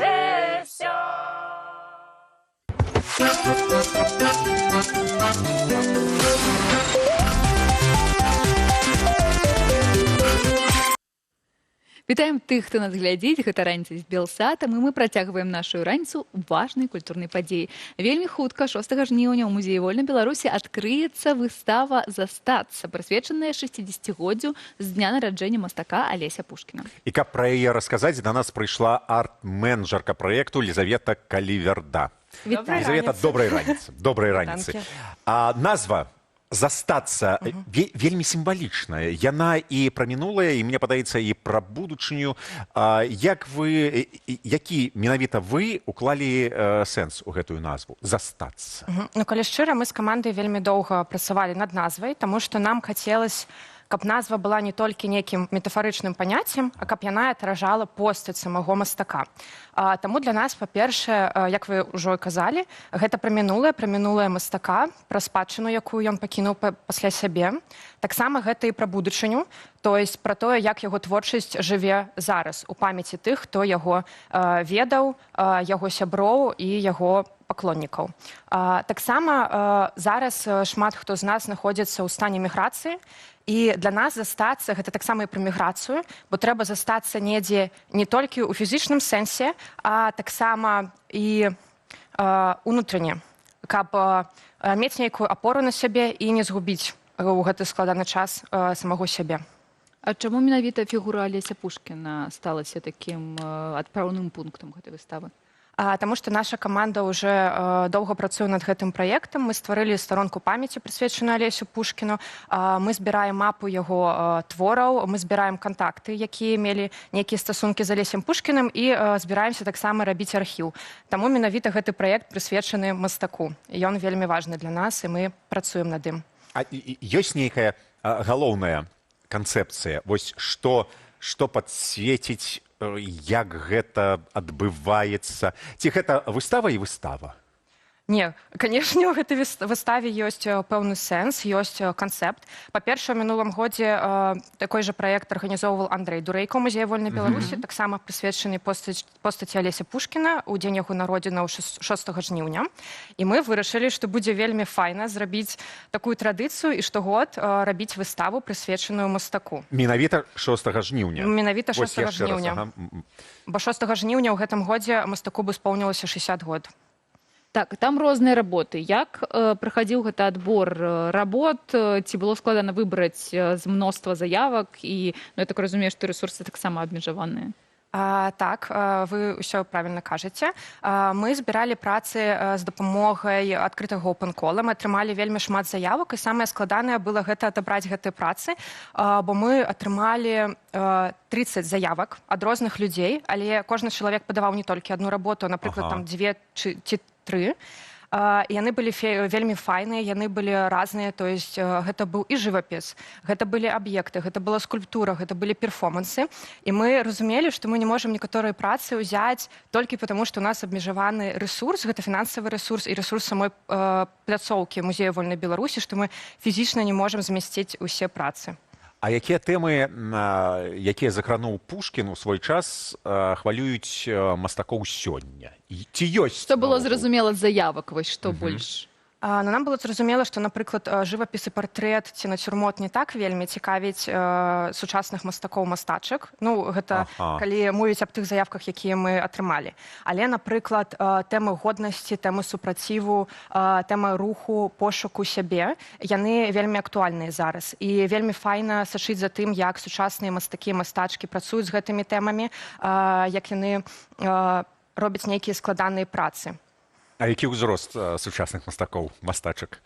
Вельмі разны. Ад 18 і далей. То бок ёсць розныя. А ці чакаць, не ведаю, нечага ад адкрыцця, ці гэта будзе такі вернісаж, сур'ёзны, прыхадзіце і глядзіце? Сюрпрыз. Ці будзе сюрпрыз? Сюрпрыз, канешне, будзе. Бо нам вельмі хацелася зрабіць не толькі адкрыццё выставы, а, па-першае, зрабіць упор на тым, што гэты дзень важны для самого мастака, бо 6 жніўня ён нарадзіўся, і трэба ўшанаваць яго памяць. Таму мы зрабілі пэўную праграму з размовамі пра Алеся Пушкіна, з выступамі артыстаў-артыстак. І таксама на гэтым адкрыцці мы хацім распавесці пра аўкцыён, які будзе адбывацца ў рамках нашага праекту. Што за аўкцыён? Аукцыён прац, якія будуць прадстаўлены на самой выставе. То бок вы можаце не толькі прыйсці на выставу, паглядзець неяк, адрэфлексаваць тое, што там будзе, але і набыць сабе нешта і стаць часткай нашай маленькай А гісторыі. нешта гэта працы самого Пушкіна ці працы тых, хто ўдзельнічае ў выставе?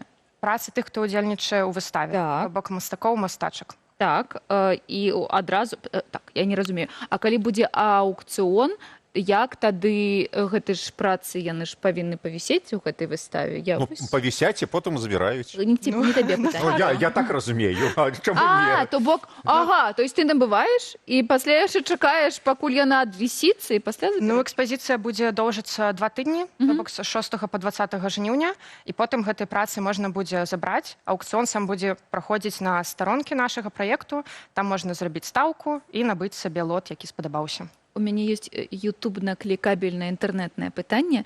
А вось з тых працаў, якія прыходзілі ў заяўках, ці было нешта звязанае з самым галоўным перформансам Алеся Пушкіна, які быў каля... А, вот з гэта... Так, ці не было? Мне падаецца, пра што гэта? Там былі працы, которые... Часткова будзе праца, якая часткова звязана з вобразам, якім працаваў Пушкін падчас гэтага перформансу. То бок будзе такая невялічкая інтрыга. Бо мне падаецца, гэта вельмі, ну, такая вельмі значная, знаеш, яшчэ і перформанс. Перформанс у Беларусі не самы такі папулярны жанр арт-выказвання. Таму цікава паглядзець. То бок, я зразумеў, што на выставе таксама глядач можа і паўдзельнічаць. Ну, перформанс, гэта ж па-першае, што? Не, там будуць працы. А ці ёсць Не, нейкая... я разумею. Уключыцца ў выставу глядач таксама наведвальнікі змогуць? Дакрануцца, да. Ну, не проста паглядзець працы. А вось я не ведаю. Я не разумею, пра што ён. Выстава гэта такая форма мастацтва, дзе, каб уключыцца, табе трэба прайсці ўсю экспазіцыю, каб знайсці нейкія пэўныя сэнсы для цябе. Але, напрыклад, мы будзем мець шэраг прац інтэрактыўных, якія неяк працуюць з гледачом, глядачкамі. Таму прыходзьце, калі ласка, глядзіце. Запрашаем. Анлайн гэта можна будзе паглядзець дзесьці, знайсці? Фота... Толькі фотаздымкі. Фота на сайце, на сюжэт. Можа, сюжэт нехта здыме, якая праграма ранковая, мабыць. Не? Не ведаеш, можа, нейкі вядоўца пойдзе, зробіць нам агляд гэтых прац. А дзе ж знайсці такога вядоўца? Нема такога вядоўца. Ліза, твой любімы твор Пушкіна? Мне вельмі па-першае, Пушкіна, а па-другое, з тых твораў, якія даслалі на выставу. Мы ж яшчэ не бачылі іх. Канешне. Ну, ёсць? З Пушкіна, паколькі я па сваёй адукацыі тэатральная менеджерка, мне якраз такі падабаецца перформанс, які сёння мы закраналі. Бо ён вельмі так павязаны з актывізмам, ён вельмі экспрэсіўны, і там можна знайсці шмат сэнсаў. І такі трохі шутлівы ён, ну, для мяне. А з прац, які мы будзем мець на выставе, мне падабаюцца ўсе. Я не магу выдзеліць нешта адно, бо яны ўсе вельмі разныя. І калі мы працавалі над канцэпцыяй выставы, мы намагаліся зрабіць нейкі пэўны сюжэт, каб яно было ўсё павязана. І вы можаце прыйсці туды, як бы паглядзець. Так, па-першае, нагадай, калі, у які час, дзе... 6 жніўня. Дай Лізе, калі ласка, сказаць пра выставу, якой яна займаецца. Ты, вядоўца, вядзі свой эфір пасля, а зараз час Лізы.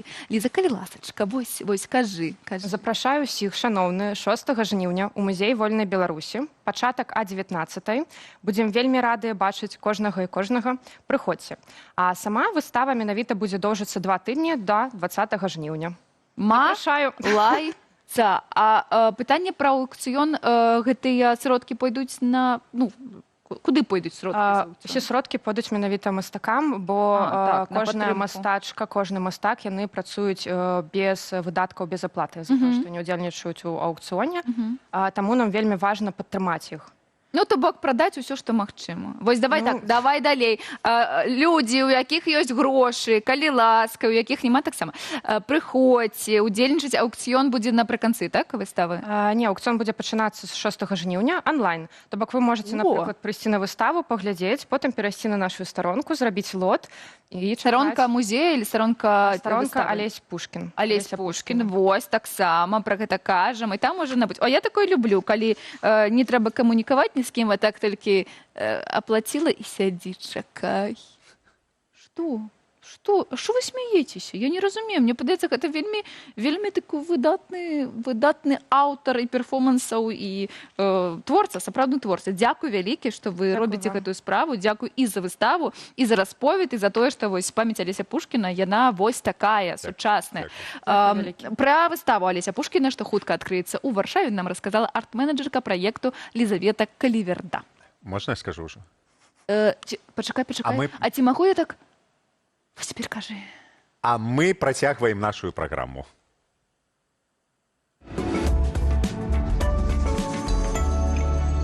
У амерыканскім штаце Вірджынія прайшоў юбілейны 100-ы заплыў дзікіх поні паміж выспамі Асатых і Шинкатых. Традыцыйна поні пераплываюць канал, які аддзяляе дзве выспы, а затым частку жарабятаў прадаюць на аукцыёне. Навошта? Каб стрымліваць папуляцыю. На востраве могуць жыць не больш за 150 жывёлінаў, а яшчэ каб падтрымліваць пажарную службу, якая іх даглядае. Менавіта мясцовыя пажарнікі арганізуюць заплыў і круглы год сочаць за табуном. Гэтак было з самога пачатку, з 1925 года. Гораду была патрэбная уласная пажарная служба, але на яе стварэнне і абсталяванне не ставала грошай. І каб сабраць сродкі, прыдумалі гэты заплыў. З таго часу традыцыя жыве. Убачыць жарабятаў і заплыў штогод прыязджаюць тысячы гледачоў.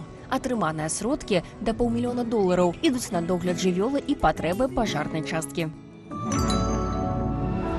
Голливудскія зоркі, аўтары коміксаў і тысячы фанатаў у косплей-строях. У Сан-Дыега прайшоў комік-кон. Галоўная падзея года для аматараў фантастыкі, гульняў, коміксаў і кінасусвету. Гэта не проста фестываль, а алімп поп-культуры.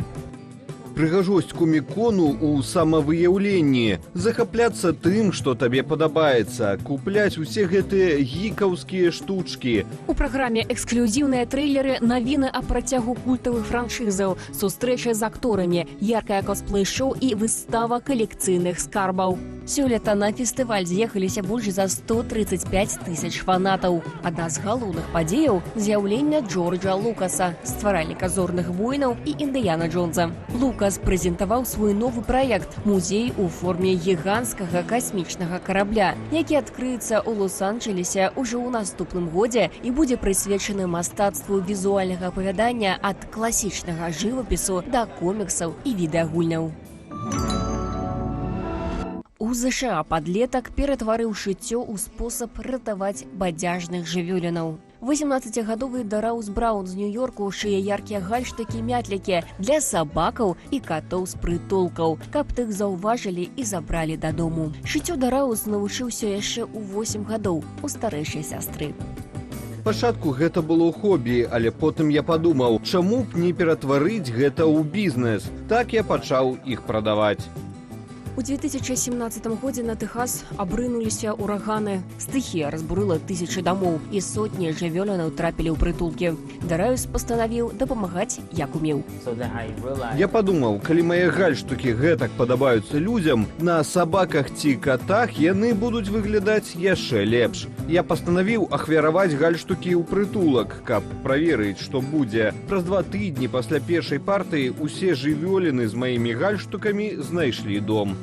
Гэтак нарадзіўся брэнд Boy & Pose, прыгажуны і лапкі. За кожны прададзены гальштук яшчэ адзін ідзе ў прытулак бясплатна. А з ахвяраванняў корм, цацкі, павадкі і ўсё неабходнае для чатырохногіх. Надышоў час даведацца, што вы нам пісалі ў каментарах. Побач з намі хто? Андрэй! І Денис. Дзякуй вялікі. Дзякуй вялікі, Денис. Мяне заўважылі. Уважліва ты чытаў, што пісалі, што нам пішуць. А што нам пішуць, што нам пішуць? Пішуць нам, дарэчы, з Менску, Заслаўя, Магілёва, Горадні. Таксама глядзяць нас у Літве. у Літве Цяпер глядзяць я і ўжо уважліва Усё. слухалі всю нашу перадачу. Халаднік літоўскі. Русіс Камунтавічус, который гісторык быў у нас у праграме, вельмі крэпка ўзбудзіў нашых каментатараў, і там шмат чаго. Мы там у каментарах дамаўляліся не дзяліць Літвы паміж намі. Але таксама часам Не дамовіліся, так? шмат палярных было меркаванняў, але вось прачнуўся такі лёгкі, пяшчотны шавінізмік. Як мы гэта... Бульба... Не, Не. маленький национализмик такой, Да. Маленький такой. такий. Маленька Кавалачак. Пухнатик такий. І таксама нашы гледачы расказвалі нам, як вы і прасілі, уласна кажучы, хто дзе хацеў бы калісьці кімсьці працаваць. Так. І вось, дарэчы, я не сказаў, Стокгольм нас глядзіць таксама. Так, і вось са Стокгольма нам пішуць, со столичного града. Карлсоном. Так. Карлсон не писали, или писали «хочу жить на крыше». Не. Праца Мары – вандраваць па свеце і атрымліваць за гэта грошыкі. Но... Дарэчы, вось вандроўкі пераацэнёныя, бо для вандровак трэба шмат здароўя. Гэта сапраўды, у нас быў з Денисом перыяд, калі мы заўсёды часта вельмі ездзілі ў цяжкія ўсякія краіны, у афрыканскія, Мадагаскар, Гондурас, Нікарагуа, Замбія, Зімбабве, гэта праца, то бок ты з працы нібыта едзеш у адпачынак, але ты заўсёды, ты фізічна, эмацыйна. Эмацыйна, перш за ўсё. А Турцыя ж Егіпет ляжыш? А што? Ніколі. Я такога не ведаю. Ніколі не была. Ніколі не было такога. Мяне падманвалі? Яшчэ праца Мары развіваць нейкую сваю сядзібу у лесе, напрыклад. Ну, гэта добрае, Беларусь добрае месца, тады там агра ўсё. І вось у працяг нашай спрэчкі пра тое, што вандраваць увесь час гэта складана, пішуць, што адпачынак ты у выніку не з'ездзіш, калі ты ўвесь час працуеш у вандроўках. Так. Куды ты паедзеш на адпачынак? Так. І вось пасля такіх вандровак лепш паехаць на адпачынак у Турцыю, Егіпет, all-inclusive, 5 зорак, усё. Вось гэта насамрэч адпачынак. Вось тады гэта будзе адпачынак.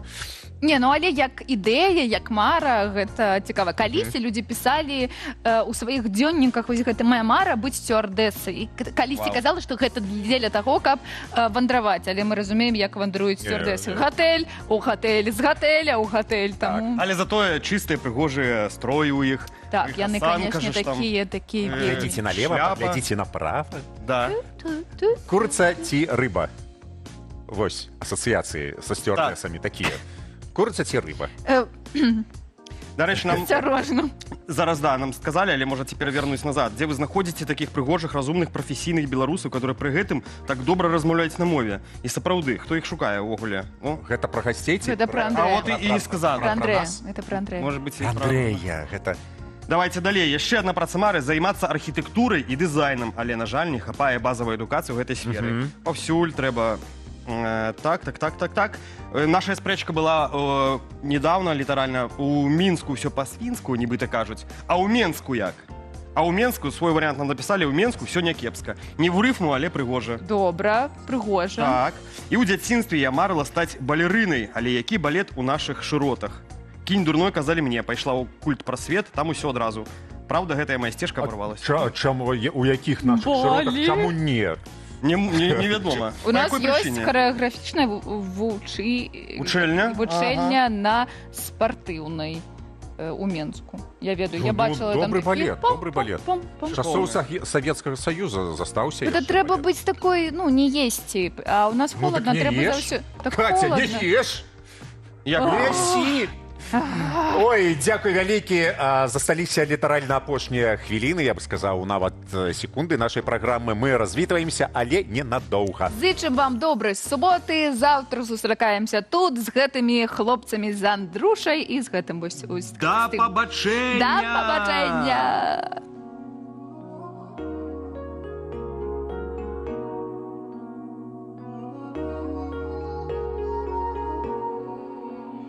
Яны глядзелі на мяне, але не бачылі мяне. І менавіта так адносіны заходзілі ў тупік. Я намагаўся зразумець хаця прычыну, чаму не, але спакойныя размовы пераходзілі на крык. І як так? Вот факт, знік контакт, антракт. Ну ок, хай так, хаця не можа быць, бо можа рухаліся ў такта гэты танец перажытага не мог не мець працяг, але не меў. Я не меў. Таму все спробы проста паставіў на паузу. А паколькі выбар трапляў не на мяне, ды клепей быць адному, чым разам. Усё так і было, покуль ты не з'явілася. І праз гэта ў мяне сілы ўсе, хоць сэрца ўжо знасілася, не баліць. Таму я ўласна і не ведаю, што цяпер рабіць. Дзялі мяне сам сабою дзялі. Разбі мяне, ды зноў па частках згары. Там, дзе мы ўсе распачынаем свой шлях. Знайдзі мяне галоўным сэнсам жыцця. Дзялі мяне сам сабою дзялі. Разбі мяне, ды зноў па частках згары. Там, дзе мы ўсе распачынаем свой шлях. Знайдзі мяне галоўным сэнсам Не жыцця. шукаю сон жыцця, бо мне не бачыцца працяг, а ты нібыта маеш сілу, каб выцягваць з небыцця, як упартае дзіця. За гэта дзяк, бо штось даўно забытае жывае ў грудзях. І так што тут пачуцця з бруду ныцця, дзе сам сабе суддзя, яно ўздымаецца як сцяг.